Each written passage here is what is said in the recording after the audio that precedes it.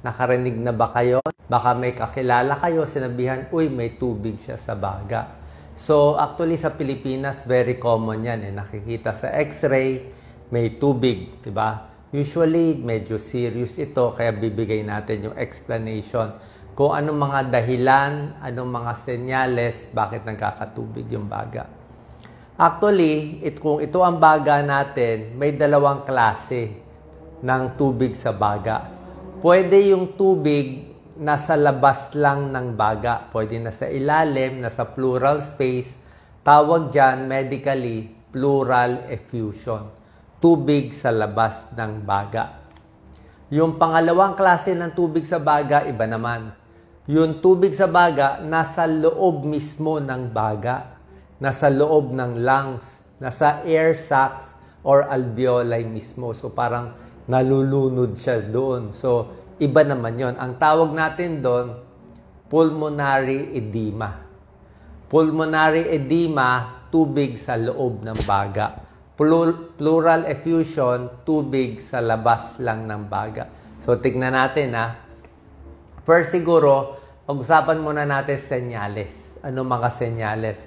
So, kung ang tubig nasa labas lang ng baga, pleural effusion, medyo matagal-tagal bago magkakasintomas. Siguro pag medyo dadami na yan, sasakit na ang dibdib, may chest pain, pag marami na tubig sa baga, yung sa labas, pleural effusion, mahirapan na huminga, at meron ding orthopnea. Orthopnea, ibig sabihin, paghiga, hindi makahinga, parang nalulunod. So pag humiga siya, parang nalulunod. Kailangan uupo siya para siya makahinga. Yan ang senyales ng pleural effusion. Pero yung sinasabi kong pulmonary edema, yung tubig na sa loob mismo ng baga. Usually, ang cause nitong pulmonary edema ay heart failure. Pag mahina ang puso, congestive heart failure, kasi puso, di ba? May kaliwang bahay, may kanang bahay yung puso. So, minsan, pag mahina ang bomba ng puso, bilang cardiologist, alam ko po yan, pag mahina yung bomba nung left ventricle, nag-iipon yung dugo or yung tubig, yung fluid, nag-iipon sa baga. Nai-stack up kasi mahina nga yung pumping. Kaya tawag dyan, pulmonary edema, heart failure, yung tubig nasa loob mismo ng baga. So, nandito mismo. Ang nararamdaman ng pulmonary edema, mas malala. Mas malala. Ang naramdaman niya parang gasping for breath. Parang nalulunod. Talagang nalulunod siya kasi may tubig sa lungs mismo sa alveoli. So parang nalulunod, hindi siya makahinga, tapos minsan hindi na makasalita, isang diretsong sentence, tsaka humuhuni na, humuhuni. Feeling niya parang nalulunod, okay? Tapos mayroong kakaiba itong pulmonary edema, lalo na kung marami ng tubig dito sa loob ng lungs. Yung ubo niya, inuubo siya Paano? Nasa loob mismo ng lungs niya. Ang ubo niya, ang plema, ibang klase kulay, pink. Pink na maraming bula-bula. Parang medyo laway ang dating Pink frothy sputum. Nakakita na ako niyan. Pink na parang mabula-bula kasi parang napupuno ng tubig yung lungs. Minsan dumudugo pa. So, cough with pink frothy sputum. Tapos, dahil nga heart failure siya, yung puso niya irregular din ang tibok. Mabilis ang tibok.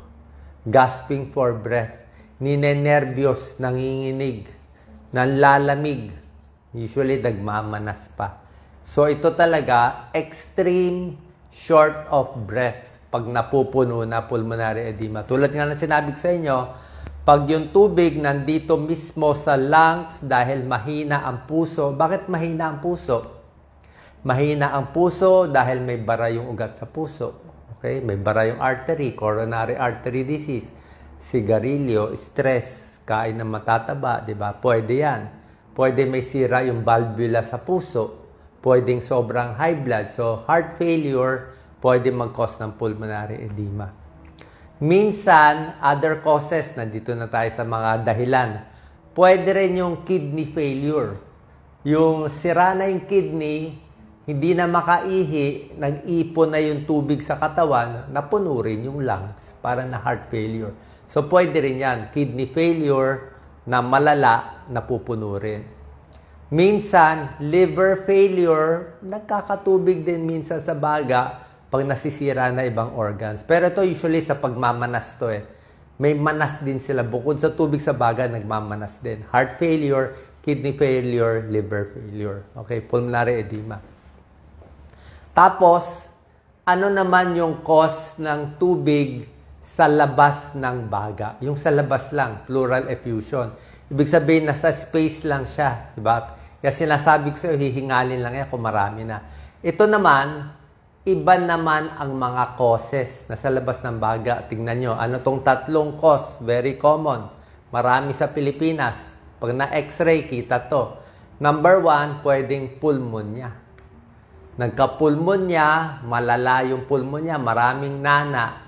Nagkaroon ng hindi lang tubig sa baga, parang nana siya sa labas ng baga. Pleural effusion. Second cause is lung cancer. Nagka-cancer, kumalat yung cancer, nasira yung baga, naglabas ng tubig. Actually, hindi na tubig nakikita pag lung cancer, may dugo na.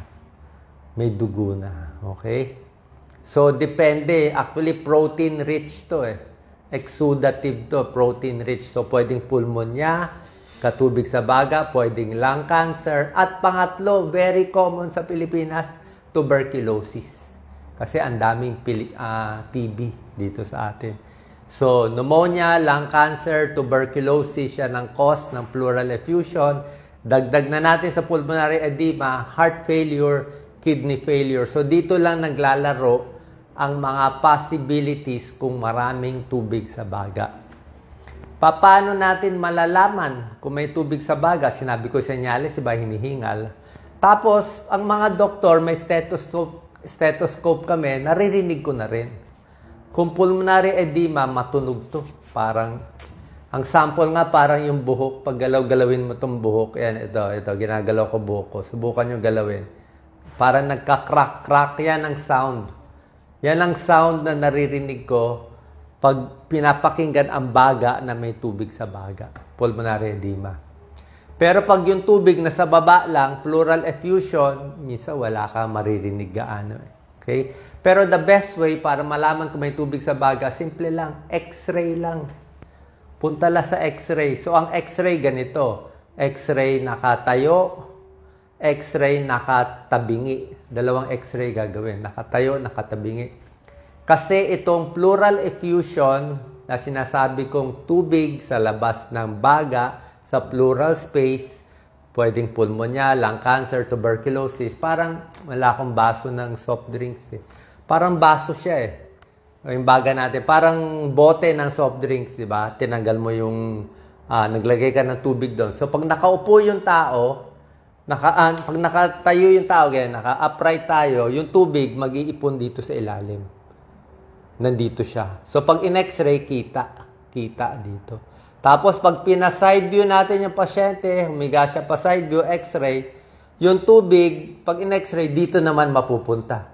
So, yung tubig parang naglalaro pumunta dito. Pag umupo, ganyan tayo, nakagaya naman ulit tubig. Tapos, pag sinide view, kita sa x-ray.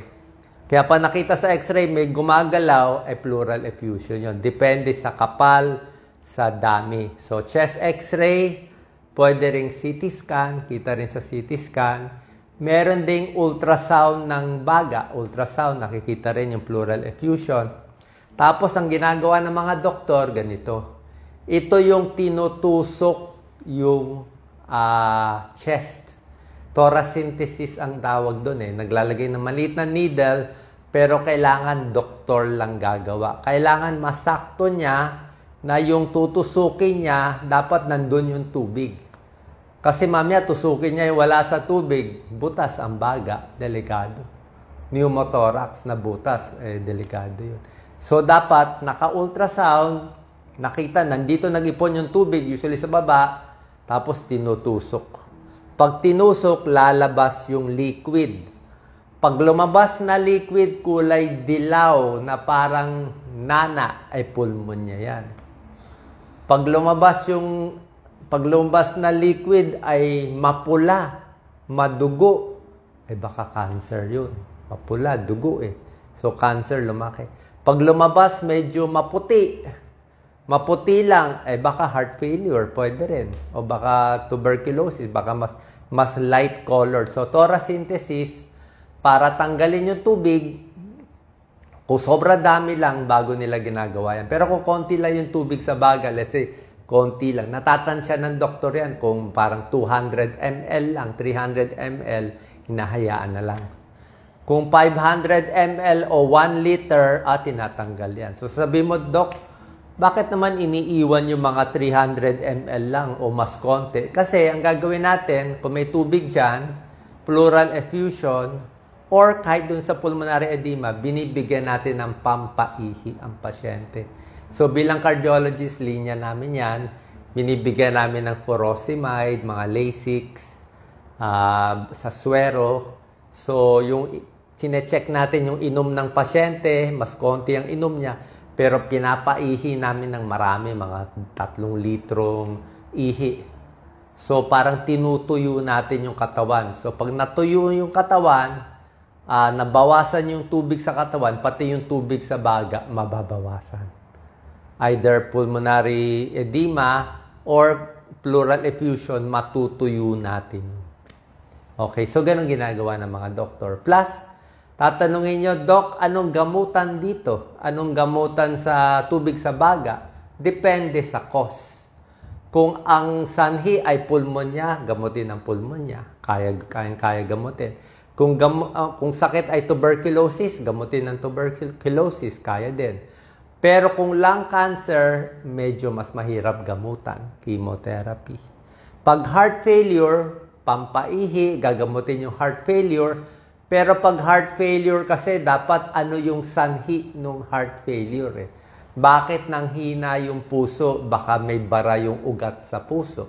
Kung yung artery may bara, siyempre, gamot doon. Minsan, angiogram pa, angioplasty, may procedure pa. Pinubuksan pa yung ugat. May mga iba pang cause. Kung valvula, inaayos pa yung valvula. Kung high blood lang, gamot lang sa high blood, mas madali. Okay? Kung kidney failure, liver failure, kidney failure, minsan dialysis ang gamot. Okay, so nakita nyo, yan ang mga possibilities. Pag may tubig sa baga, nakikita sa x-ray, yan ang ginagamit natin, mabilis. Nabigay ko na senyales. Tapos, paano tayo iiwas? Siyempre, para umiwas tayo, bawal manigarilyo. Talagang stop smoking. Diba, maraming sakit, mababawasan. Stop smoking. Pati alak, babawasan para hindi mag-liver cirrhosis. Asin, binabawasan para hindi magmanas. Diba? Huwag magpapataba, mas overweight, mas maraming sakit. Mas healthy ang kakainin. And lastly, syempre, pag may high blood, gagamutin yung high blood para hindi mahirapan yung puso. Pag may diabetes, gagamutin din yung diabetes para hindi mahirapan yung puso. Pati yung cholesterol ginagawa. Okay? So, sana po at least may idea kayo kung may tubig sa baga, pupuntahan nating doktor, pulmonologist, pulmonary specialist. Sila bahala mag-check up sa inyo and hopefully hindi naman ganun kalala para maagapan natin. Kasi nga pag hindi naagapan to, delikado. Hindi kayo makakahinga, baka biglang bumigay na lang yung puso. So, ingat po. Share po natin sa ating kababayan. Thank you po.